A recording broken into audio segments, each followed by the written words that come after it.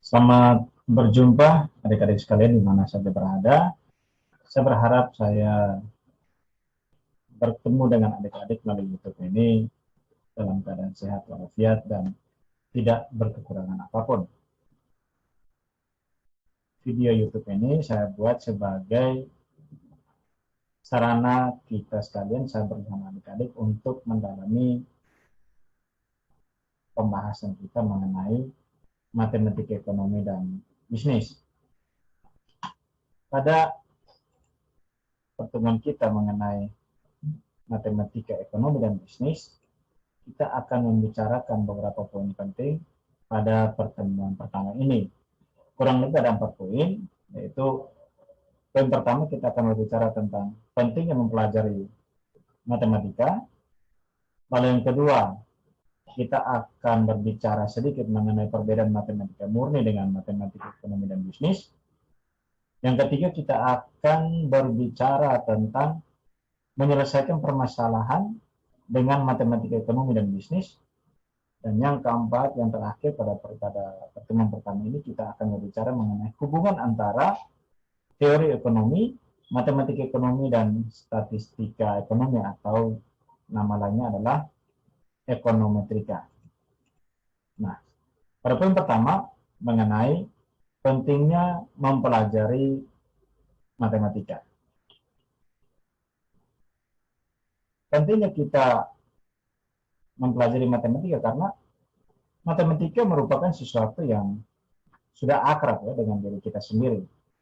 Bahkan selalu kita terapkan dalam kehidupan kita sehari-hari pada hampir setiap profesi. Matematika, baik kita sadar maupun tidak, itu selalu digunakan oleh setiap orang dalam menjalankan atau melaksanakan aktivitas untuk mencapai hasil dan keputusan terbaik, semuanya melalui kalkulasi. Misalnya, sewaktu kita ke pasar ya, atau ke supermarket atau ke pusat perbelanjaan, kita menggunakan matematika, misalnya tambah, kurang, bagi, kali, sehingga kita putuskan berapa yang akan kita beli, berapa yang akan kita bayar, dan kita akan dapat kembalian berapa. Itu kan fungsi matematika dalam kehidupan praksis hidup sehari-hari. Contoh penerapan matematika dalam kehidupan sehari-hari, misalnya ayah dan ibu menghitung pengeluaran kebutuhan rumah tangga, para pengusaha menghitung total biaya yang dikeluarkan selama proses produksi, total pendapatan, laba berapa, rugi berapa, jumlah produk yang optimal yang harus diproduksi agar keuntungan maksimal. Itu kan semua hitung-hitungan semua. Nah, itulah matematika praktis. Oleh karena itu, kita sebagai bagian dari masyarakat harus mempelajari matematika agar memiliki pengetahuan dan keterampilan dalam matematika, sehingga keputusan yang kita buat itu tepat dan akhirnya juga menguntungkan diri kita sendiri. Matematika juga merupakan alat bantu yang sangat tepat dalam membantu mengambil keputusan. Matematika merupakan mata pelajaran wajib yang kita ikuti dari kita kecil, dari TK, SD, SMP, SMA. Bahkan waktu kuliah ada konsentrasi khusus matematika. Pada saat ujian nasional pun matematika pun diuji.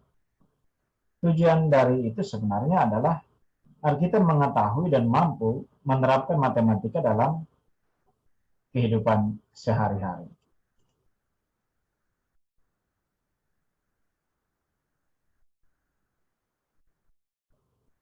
Nah, perhatikan bagaimana cara kita memutuskan, misalnya waktu kita belanja, barang apa dan jumlah yang akan kita konsumsi.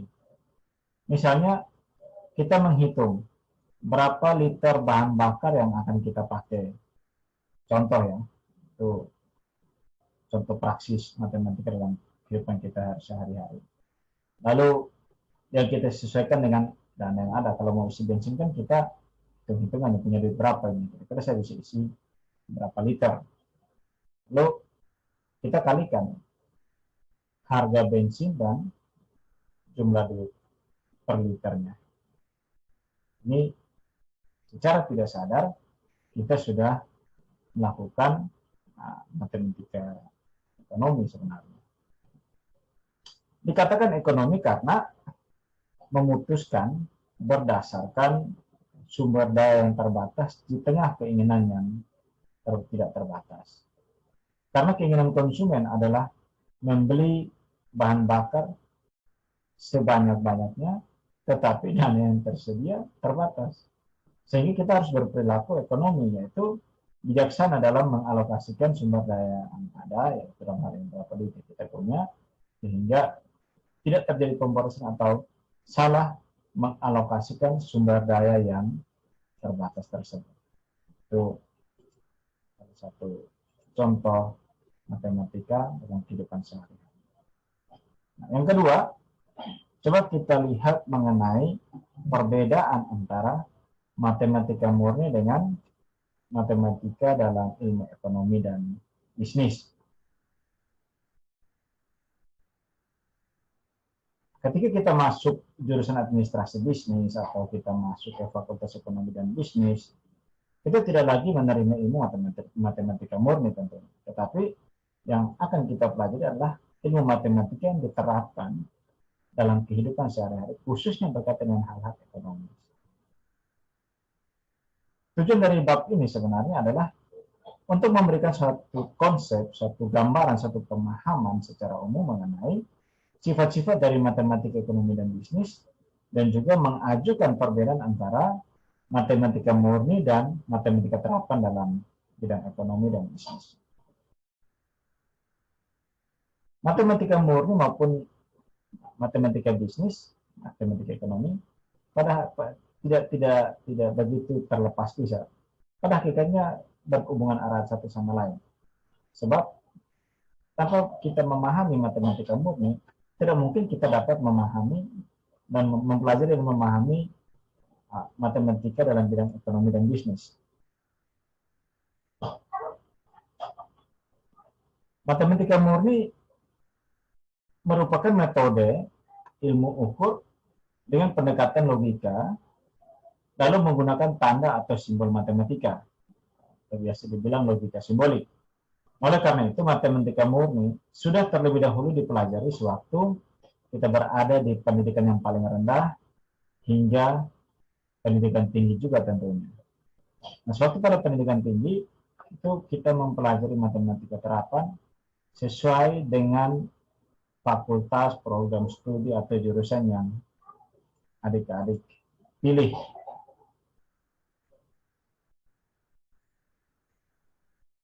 Matematika ekonomi dan bisnis itu merupakan alat bantu untuk mengambil keputusan yang bermanfaat dalam menyederhanakan pemahaman terhadap permasalahan. Itu mengenai analisis permasalahan, bagaimana menyelesaikan masalah yang berhubungan dengan ekonomi dan bisnis. Matematika ekonomi dan bisnis itu merupakan pendekatan yang digunakan untuk menganalisis dan menyelesaikan permasalahan ekonomi dengan menggunakan simbol-simbol matematis. Ya, untuk menyelesaikan persoalan ekonomi dengan menggunakan dalil-dalil matematis dan ekonomi dalam menyelesaikan dan menjawab di persoalan ekonomi dan bisnis. Meskipun matematika murni dan matematika ekonomi dan bisnis saling mendukung dan melengkapi, mereka juga punya beberapa perbedaan. Yang pertama misalnya, dari matematika murni dan matematika ekonomi itu, bahwa matematika murni dia dasar untuk mempelajari matematika terapan. Tapi tidak semua topik matematika murni dapat diterapkan untuk menyelesaikan masalah ekonomi dan bisnis. Sehingga dalam mempelajari matematika terapan ekonomi dan bisnis, matematika diterapkan dalam ekonomi dan bisnis, itu kita harus memilih beberapa topik matematika murni yang mampu menyelesaikan persoalan-persoalan ekonomi. Misalnya itu fungsi dengan satu variabel bebas, fungsi dengan dua variabel bebas, fungsi linear, fungsi non-linear, fungsi eksponen, baris dan deret, kalkulus diferensial, kalkulus integral, vektor dan matriks, dan lain sebagainya. Nah, topik-topik inilah yang penting dalam menyelesaikan permasalahan ekonomi dan bisnis. Seperti dalam menentukan harga normal, menentukan harga bila perusahaan melakukan diskriminasi harga, menentukan total biaya, menentukan tingkat optimalisasi, seperti optimalisasi laba, biaya dengan biaya minimum, baik itu dengan kendala maupun tanpa kendala.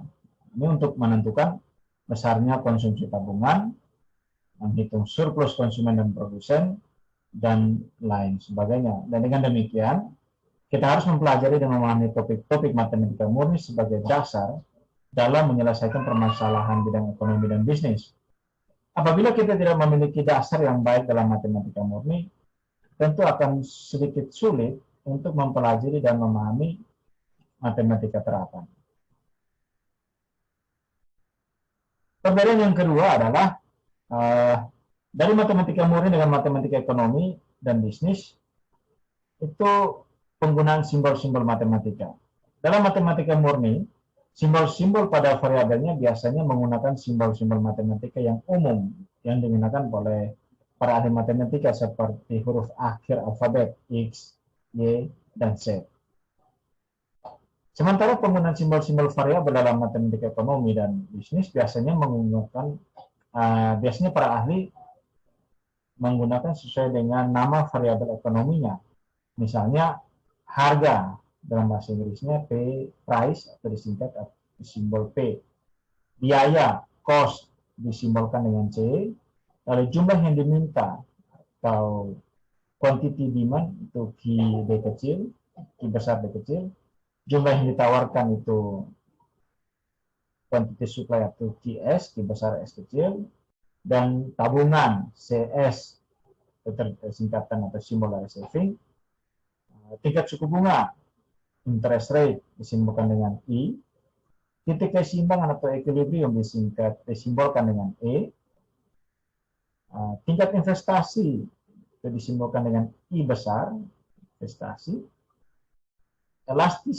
Elastisitas, dan juga pengeluaran pemerintah yang disimbolkan dengan G atau government. Perbedaan ketiga antara matematika murni dan matematika ekonomi dan bisnis mengenai menggambarkan variabel harga dan variabel kuantitas dalam bidang kartesius. Misalnya, persamaan permintaan dalam matematika ekonomi sebagai Q besar dx d kecil x kecil sama dengan f dalam kurung p besar. Nah, contoh persamaan tadi itu dapat saya terangkan seperti ini, bahwa P adalah variabel bebas, independent variable, dan Q, D kecil, X kecil itu variabel terikat atau dependent variable. Nah, pada matematika ekonomi dan bisnis, variabel bebas yaitu P, variabel bebas P umumnya digambarkan pada sumbu vertikal atau sumbu Y, dan variabel Q merupakan variabel terikat yang digambarkan pada sumbu horizontal atau sumbu X.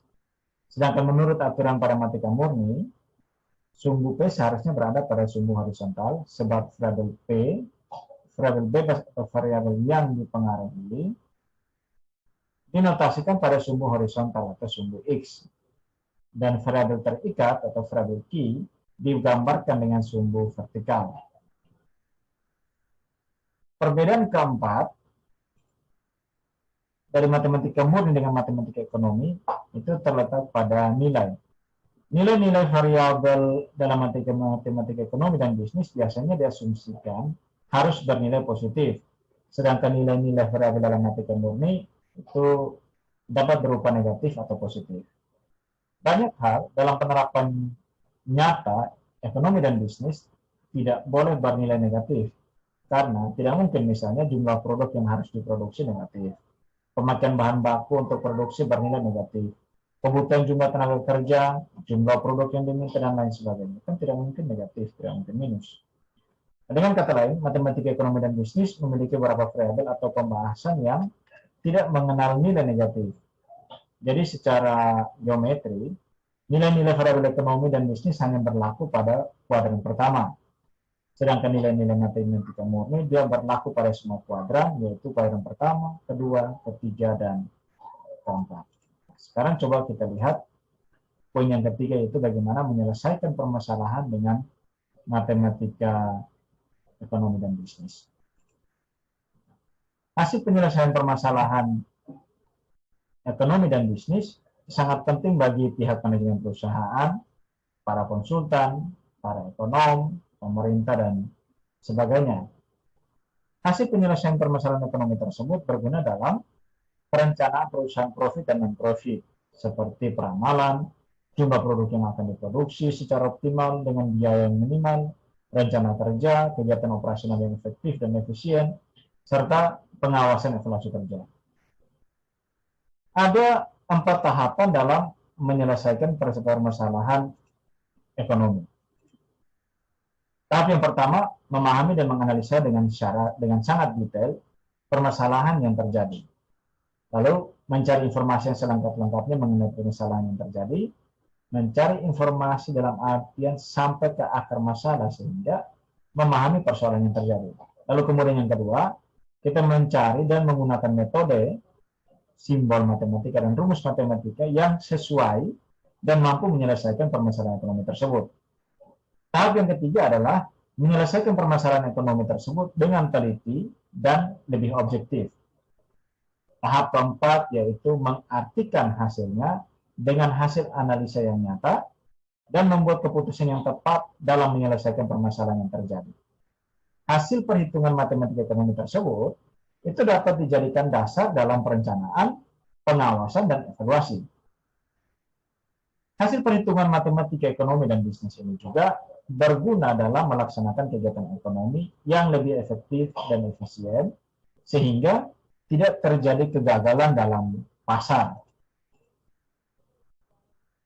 Poin yang keempat adalah hubungan antara teori ekonomi, matematika ekonomi, dan statistika ekonomi, atau bahasa lainnya ekonometrika.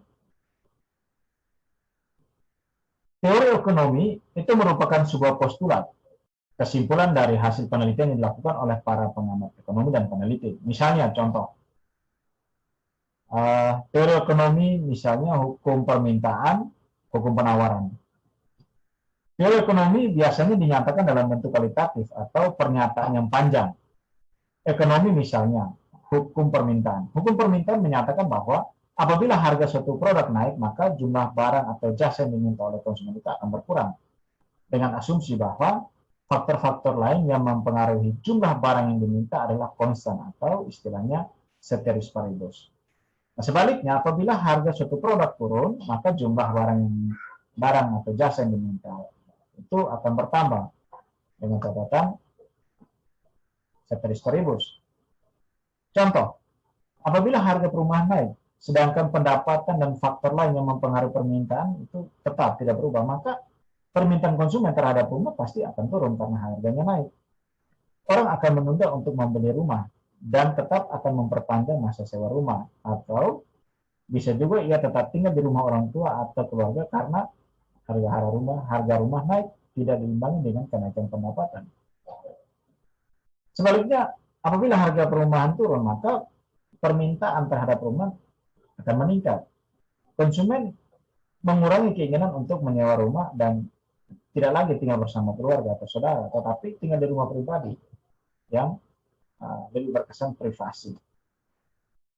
Oleh karena itu, teori ekonomi yang bersifat kualitatif tersebut menyatakan bahwa ada pengaruh yang negatif antara variabel harga dengan jumlah yang diminta. Teori ekonomi sendiri tidak memberikan suatu ukuran angka atau numerik yang jelas mengenai pengaruh di antara kedua variabel tersebut. Atau dengan kata lain, teori ekonomi tidak menyatakan berapa besar pengaruh kenaikan harga terhadap jumlah produk atau jasa yang diminta. Nah, demikian pula sebaliknya.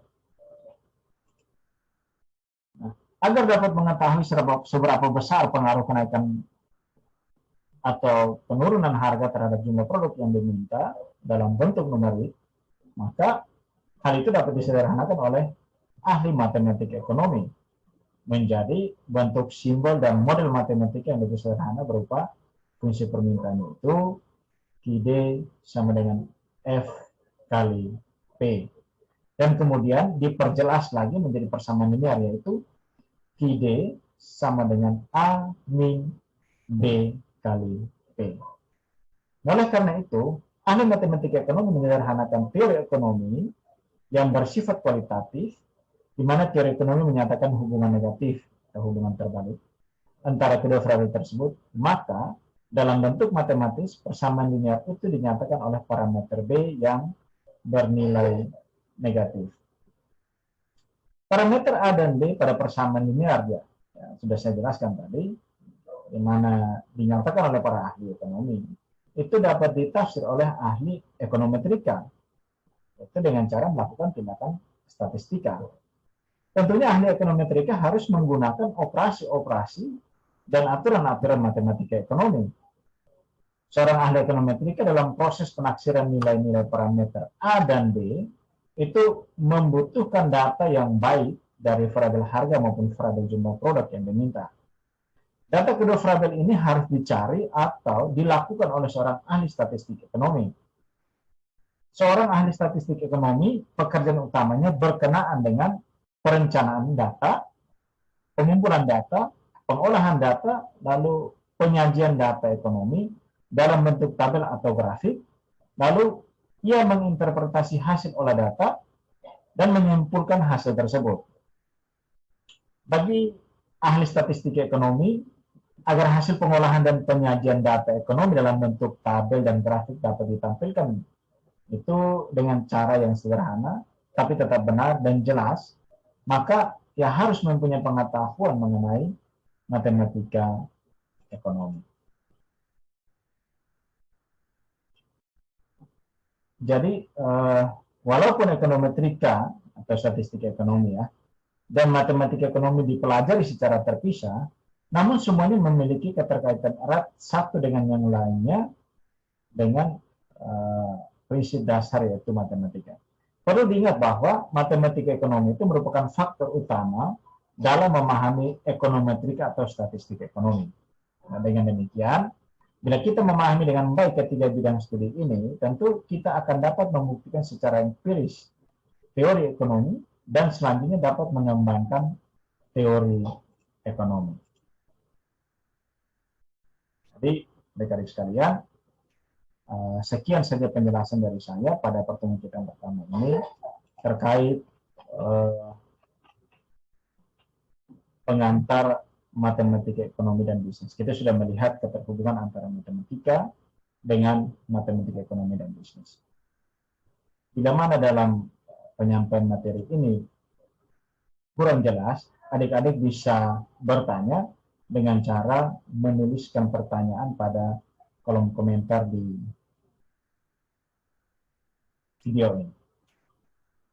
Nanti saya akan membahasnya pada kesempatan yang lain. Sekian saja penyampaian materi dari saya pada pertemuan kita pertama ini terkait pengantar matematika dan matematika ekonomi dan bisnis. Kiranya adik-adik dapat memahami secara lebih baik. Kalaupun ada yang belum dipahami, adik-adik dapat mencari sendiri. Kalaupun belum ada, adik-adik belum memahami juga, bisa bertanya kepada saya melalui kolom komentar. Sekian dan terima kasih. Sampai jumpa lagi dalam video selanjutnya.